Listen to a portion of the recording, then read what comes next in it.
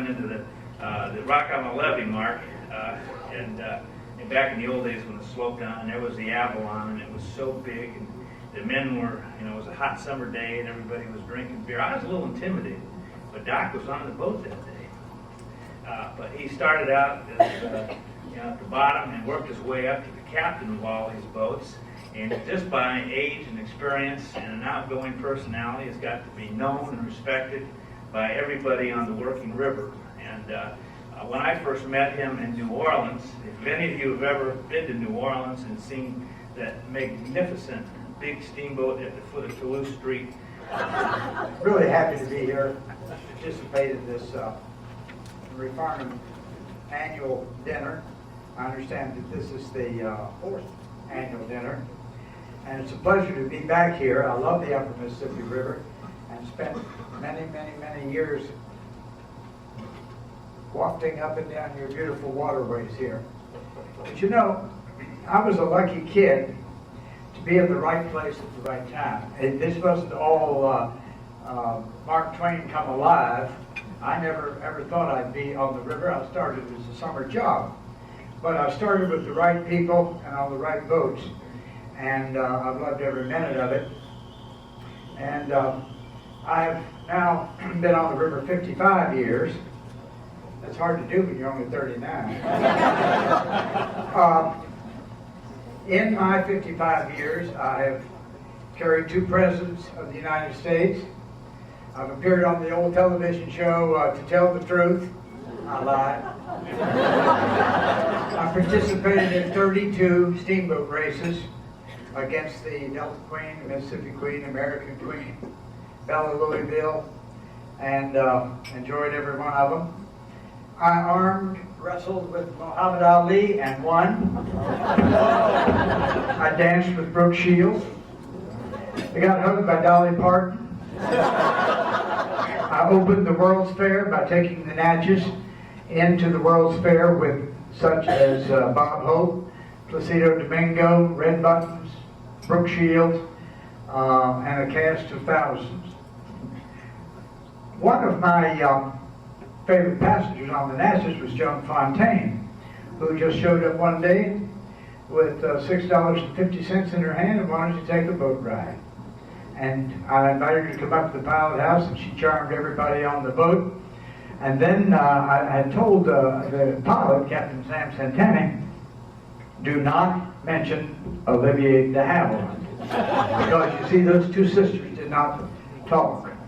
They went almost 20 years and never conversed with one another.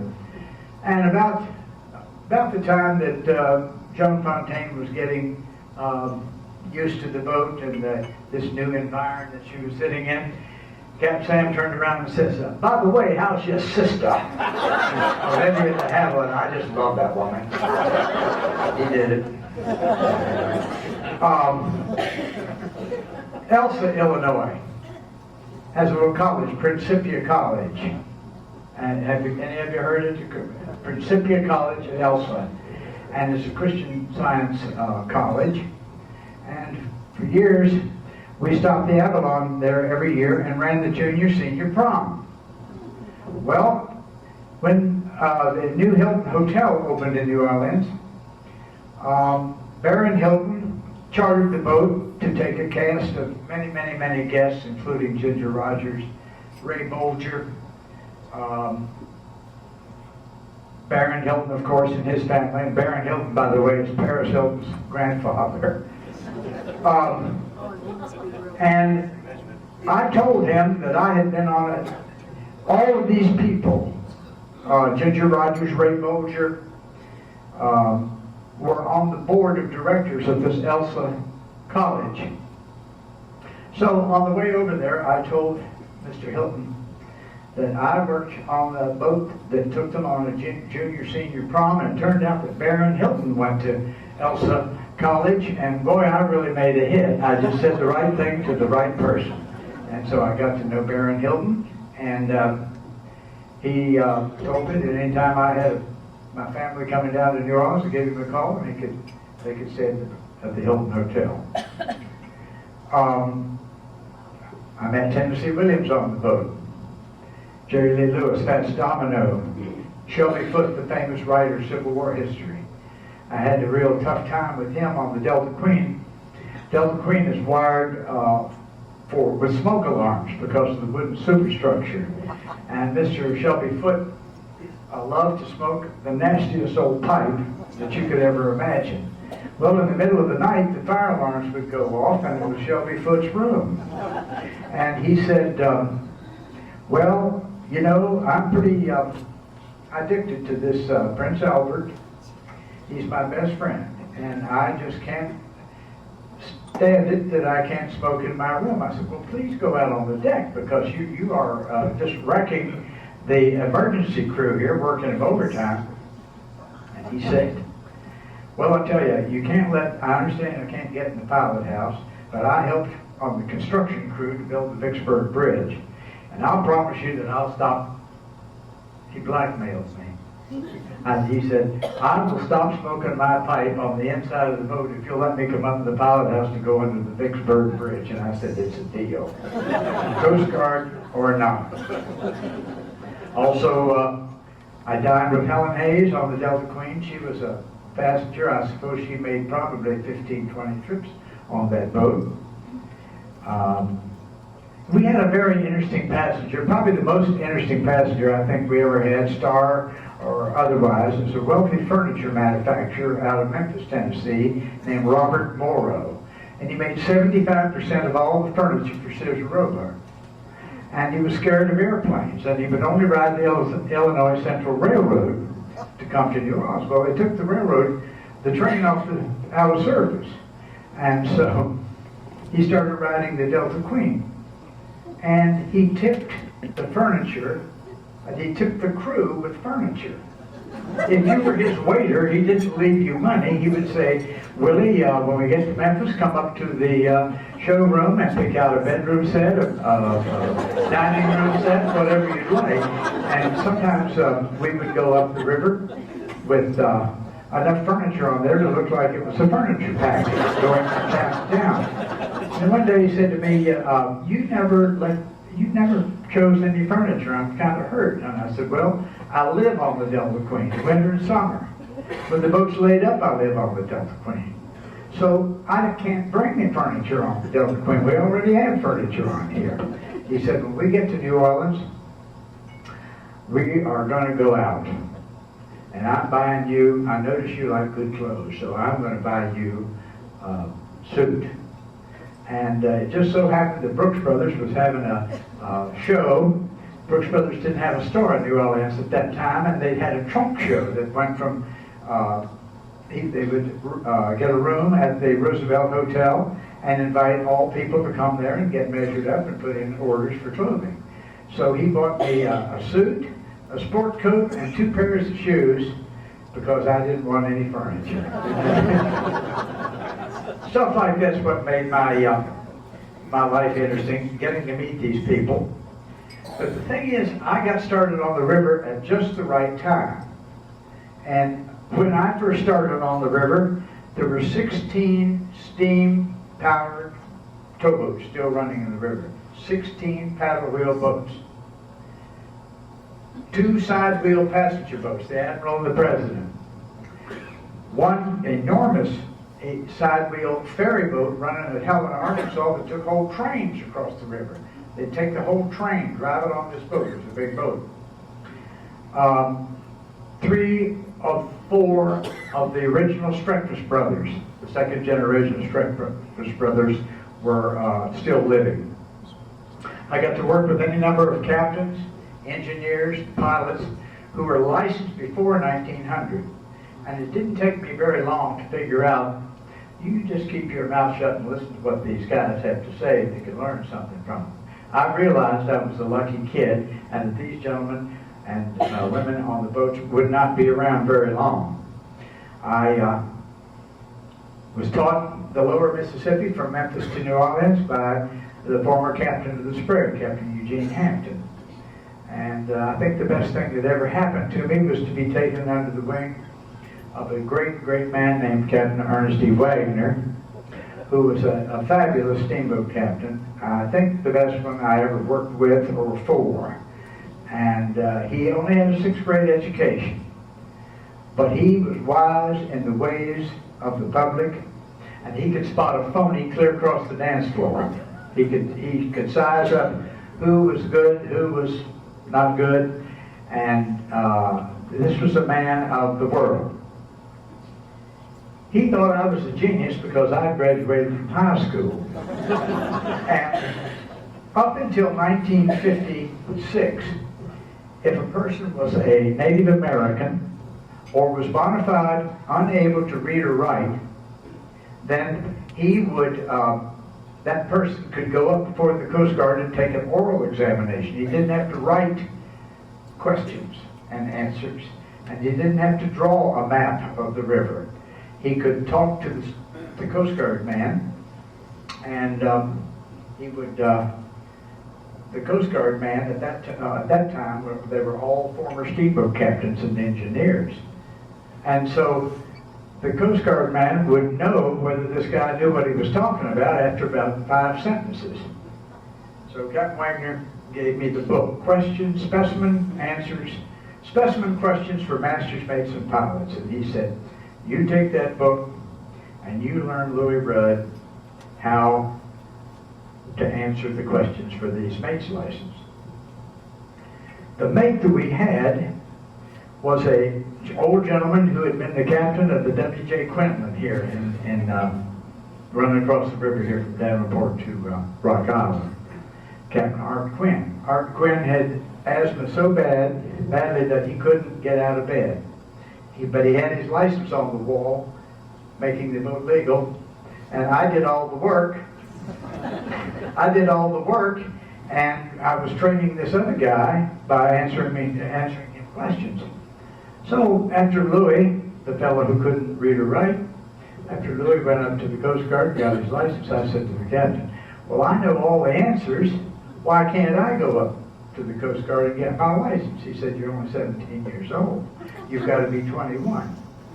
So just before my 21st birthday, I got off the boat in Burlington and came up on the Zephyr, caught the ferry, went over to Rock Island, caught the plane to Cincinnati, and I got the same license that my student had received, and that's how I got pilot license and mate's license, and it was just kind of a happy accident. There weren't many people getting licenses in the 50s. Steamboat people were hard to find. Everybody was really old as I am now. I'm 72, and most of the people I worked with were 72 or older.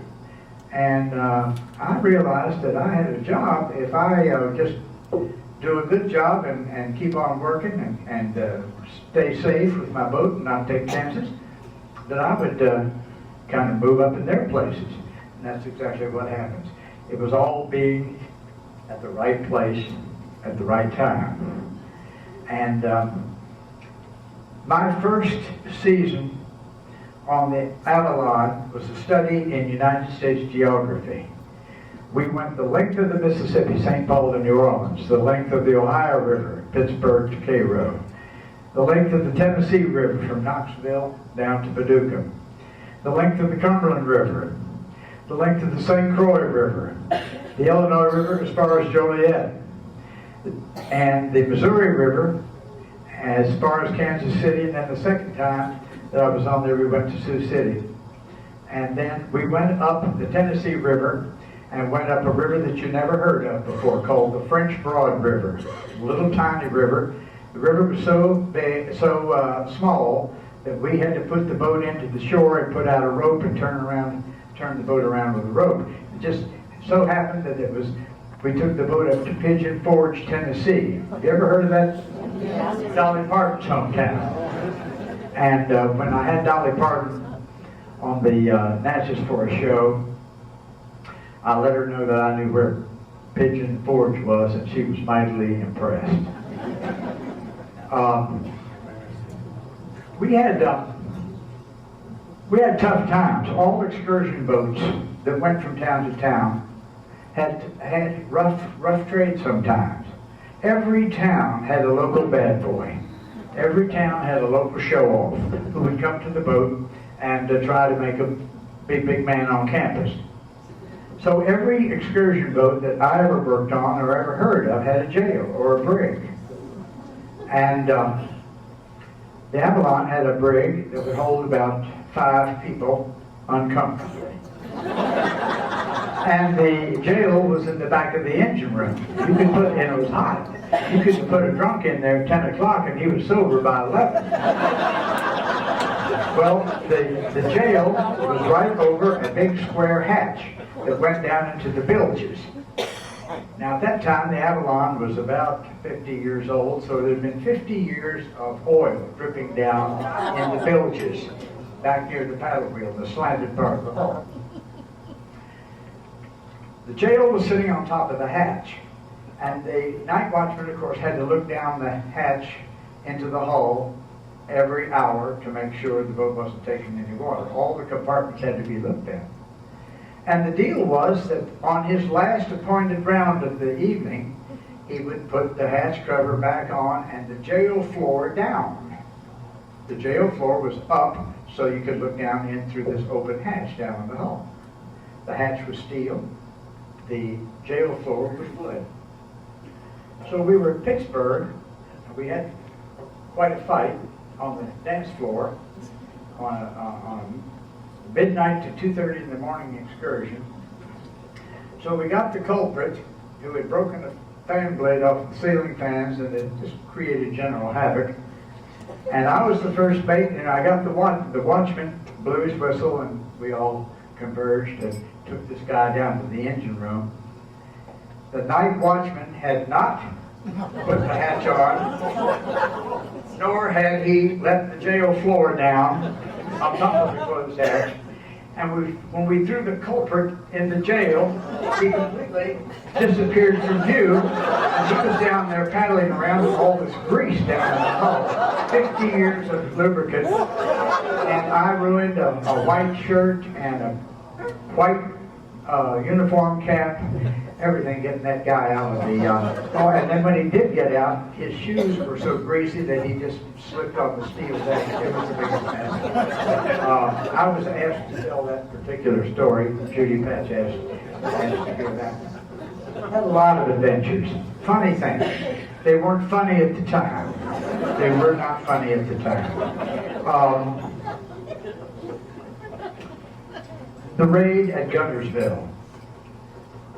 The Avalon boat was out of Cincinnati, and she was the largest single purchaser of a particular brand of beer in Cincinnati called Burger Beer. And we would put on board at the beginning of the season 5,000 cases. And that 5,000 cases out of Cincinnati would last us, for about 4 rivers. And then we'd have to go back to Cincinnati and load it up again. Well, we got to Guntersville, Alabama, and to run an excursion, and we usually had the local sheriff come in. The sheriff would come down and ride the boat's security man, if you will. So there was a new sheriff running for office, and he heard that this boat had such a thing as alcohol on board. Now, we only took about 20-25 cases at a time out of the hull and took up to the dance floor and around to the different bars. He came down the boat and he said, well, I was standing there, he said, well, Captain, he said, sorry to take your beer, but I'm running for re-election and I'm going to get a lot of heat here if I don't seize this beer, because everybody in town knows that's why we're going to ride this boat tonight, to get the beer. So he had made what he thought was a big haul. He got about 33 cases. He was standing on another hatch cover under which there were 4,000 cases of beer. And the captain looked at me and he said, well, fellas, I'm sure sorry I had to ruin your excursion here in Guntersville, but this is the job I have to do. I'm responsible for all these good folks here in Guntersville, keep them from getting drunk. And he was standing on that hatch cover. Under his feet were 4,000 cases of beer. My eyes met the captain's eyes, and we were just astounded, like, get him off of that hatch and get him off of this boat. That was a pretty good one. The funniest, people ask me all the time, what is the funniest thing you ever saw right in the river? And the funniest thing that I ever saw was absolutely incredible. At Pittsburgh, during the Pittsburgh Centennial, when the city was the bicentennial, the city was 200 years old, they took the Sprague, towed the Sprague, the biggest towboat ever built, towed her up from Vicksburg to Pittsburgh. She went from Vicksburg to Pittsburgh, Pennsylvania, and they patched up the hull, which at that time was both built in 1906. That hull was 60 years old and getting pretty thin. They patched her up, tied her up at 6th Street Wharf, where the Bella Louisville was built, right there, foot of 6th Street. And we went in there with the Delta Queen and tied up alongside the Sprague. They had also done something that was unbelievable. The students at Carnegie Tech University had designed these underwater pontoons. They went under the water, hidden completely out of view. These long pontoons looked like an elongated water heater, a water tank heater. And on top of the two pontoons were standards, uprights upon which steel water skis were welded. And then they got an elephant from the zoo and put the thing on the water ski. Well, the water ski, this was a study in engineering where the elephant put the weight of the elephant versus the weight of the pontoons, put the elephant and the water skis right down on the level of the river. Well, we had a carpenter on the boat, Smitty Lambert, who was an alumnus of the famous Island Queen, which blew up in 1947, killed 17 of the crew. Smitty had been uptown and had a couple of beers and come back to the boat for lunch. And he was sitting in the officer's dining room looking out the window. And he said, "That's it, I quit." And the captain, Paul Underwood, said, What are you quitting, Smitty? And he said, "I'm not drinking anymore because there's an elephant that just went by on water ski." And we said, "An elephant on water ski?" Guys, most of us were with our backs to the window. We turned around and there was the elephant going back up the river on the water ski, trunk dangling in the wind. It was enough to sober up any drunk. That lasted for about 2 more weeks.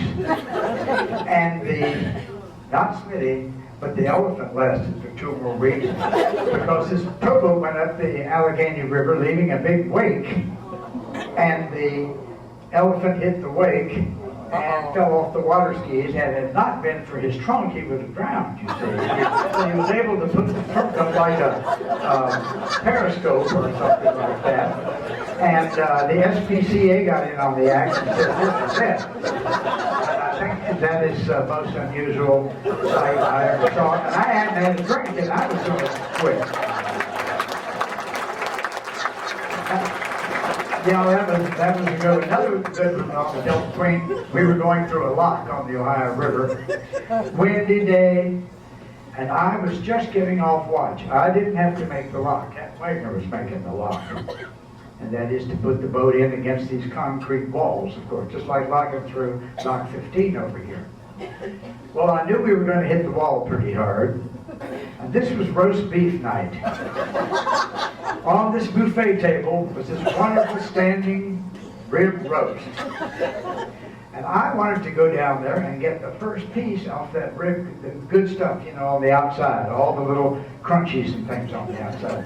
So I'm walking through the dining room and I see the lock wall coming toward the boat, or the boat going toward the lock wall, about 10 miles an hour sideways. And I just put my arm around the post in the dining room and held on. Wham!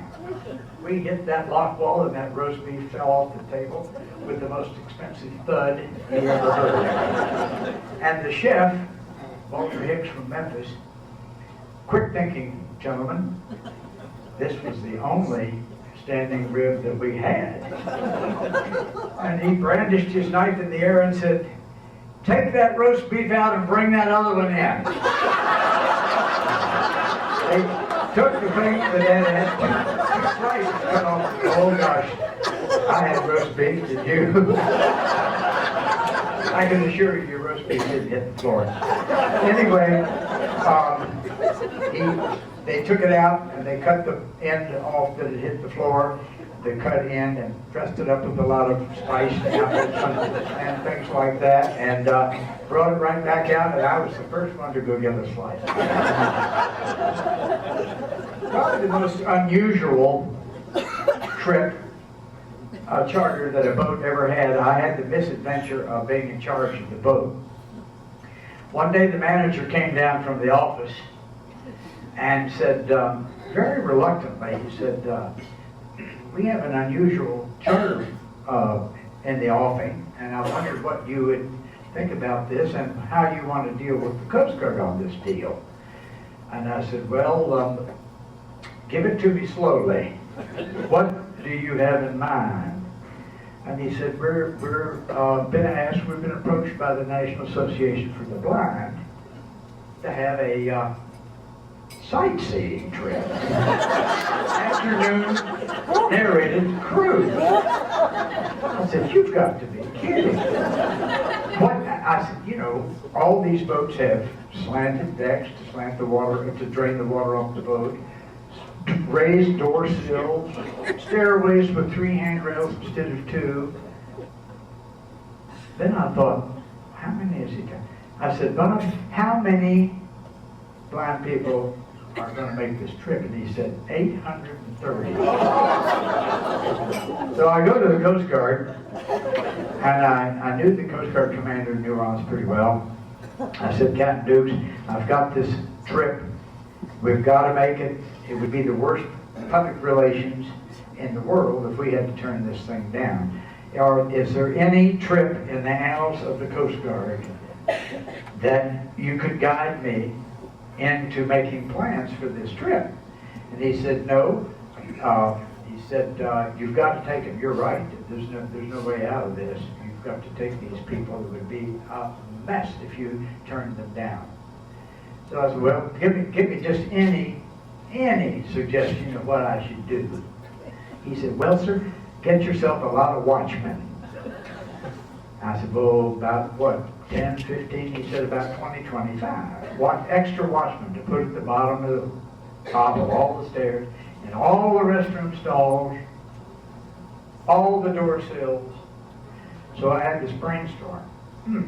We'll go out and get Boy Scouts and Girl Scouts and have a badge made up and make them watchmen. We'll deputize them all and make them a watchman. Well, that worked. We made the badges. We got all these nice kids to come on the boat, promised them all a boat ride and a lunch and a badge. Well, I talked to the head lady with the National Association for the Blind, and I said, "I know that y'all have dogs, but how, just about, could you give me a ballpark on how many dogs would be with 800 people?" She said, "Well, they're going to be about 600. I said, "Well, when y'all come down here in the buses, I'm hoping that you'll take them all for a little walk before you bring them on the boat." She said, "Oh yes, we'll do that. I promise." Well, they did. So they walked them all down the levee there in New Orleans in front of Jackson Square. But no seeing eye dog. Those wonderful creatures. No seeing eye dog was ever tuned in to hear a whistle with 180 to 200 pounds of steam on it. No, we get ready to leave the dock. Everybody comes on board. Everybody is seated, and I'm really glad that these dogs have been walked. But when I let the lines go, and I called back to the pot, "Hold on, come ahead full. When you leave the dock, going out bow first, you have to blow a long blast. When you go out stern first, you have to blow 3 blasts followed by a long. Well, we only blew 1 whistle, but that was enough to create the daggone mess that you heard. When I turned back and I saw the fellow's hand go up to the lanyard and pull down, and I saw that steam shoot up in the air about 50, 60 feet. At the same time the steam was going up in the air, the tails were going up. The dogs had not done a real presentable job what they were supposed to do. So I had to jump on the microphone and make an announcement. Ladies and gentlemen, everybody must stay seated. Because the whole boat was carpeted. Outside. And I had to quickly take the Boy Scouts and Girl Scouts and deputize them into one of the largest pooper scoopers in the world. Sorry to bring that up after dinner, folks. So that is probably the most, I don't think, have you ever heard of a trip any more unusual than that? I'll end up with the story of the lady in the deck chair. Crowd psychology, it really becomes apparent on an excursion boat. First thing, everybody runs to the top deck, and everyone runs to the bow. And a few of them run to the stern, thinking the bow is the stern, or vice versa. Anyway, we had a pretty good trip. We had a trip of about, it was during Mardi Gras. We had a trip of about 800-900 people, and it looked like we didn't have as many chairs as we did. We always had over 100 chairs. And I think we only had 900 people on the boat, but a lot of people don't go inside because they can't see the sights as well on the inside of the boat as they can on the outside of the boat. So this little lady staked her claim on that deck chair, forgetting that she might have to get up and get a hot dog or go to the bathroom or something like that. So she had to go. So what does she do but take her Walmart kind of webbed cross welded steel deck chair painted white. She takes it down into the ladies' room and goes into the stall with the darn thing. Into the stall with the deck chair forward over the commode. And then she closed the door behind her and took care of business. Then she couldn't figure out how to back out of that. And so I get a call from the pilot house. There's a lady stuck in the stall in the men's room the ladies' room on the second deck. So when boats get to moving, they sometimes move and door locks don't meet up correctly and everything. So I called the chief engineer and I said, meet me up and send the maintenance man up, and maybe you come too, because we've got a lady that's the lock has malfunctioned on this stall. Well, the stall door was open. We got all the other ladies out of there, and so as captain I was elected to go in and see if I could help extricate this little lady from the stall. The door was open, so it wasn't any lock. I said, ma'am, are you clothed? You fully dressed and everything? She said, yes, I am. She was kind of whimpering. So I peeked through the crack of the door, and there she is in there with the deck chair, and her body, and a commode in this one little cubicle. So I said, to put your chair, just like you came in, put the chair over the commode, back out slowly, open the door, back out, and then just turn around and go out of the ladies' room. Well, claustrophobia had set in, and she couldn't pull this off. So I ordered named Ronnie Dace, skinny little boy, and I said, Ronnie, You're going to have to slither under this skinny little ladder and get this lady out of here because she's getting claustrophobic and she's starting to cry. So then I realized how ridiculous this is. As the late great Chester A. Riley would say, what a revolting development. Because all of a sudden I realized in this given stall is a lady, a deck chair, and a porter. A male, a female, and a deck chair. Well, his job in extricating the lady in the chair, realized the problem, and we were standing outside, and I said, ma'am, I'm really, really sorry that all this happened. That, you know, she was kind of scared, and she said, all she said to me was, I said, you want to go those stalls bigger? They in the deck chair. After retiring from the Natchez, I went to work on a big gambling boat in New Orleans for a while. And then I piloted the Creole Queen at Volstag's. Creole Queen is a little boat in New Orleans and took her up to Cincinnati. I captained the Delta Queen in 1997 for much year, and some of the year 1998. Then I piloted the American Queen and the Mississippi Queen, mainly just to keep up on my pilot license and where they were at sandbars where they weren't. I'm still working on the river. I still help out on the Natchez. I'm scheduled to make a couple trips on the Delta Queen.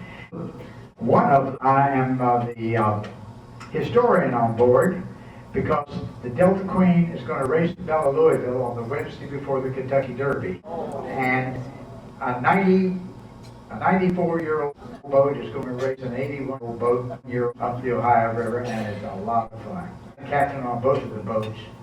I can kind of, and I relate to the passengers how the boats are even and horsepower and so forth. So I'm still looking for them. And next adventure, what's coming up around the next bend. Thank you very much.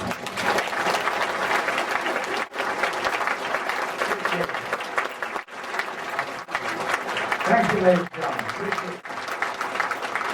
Wonderful talking to you.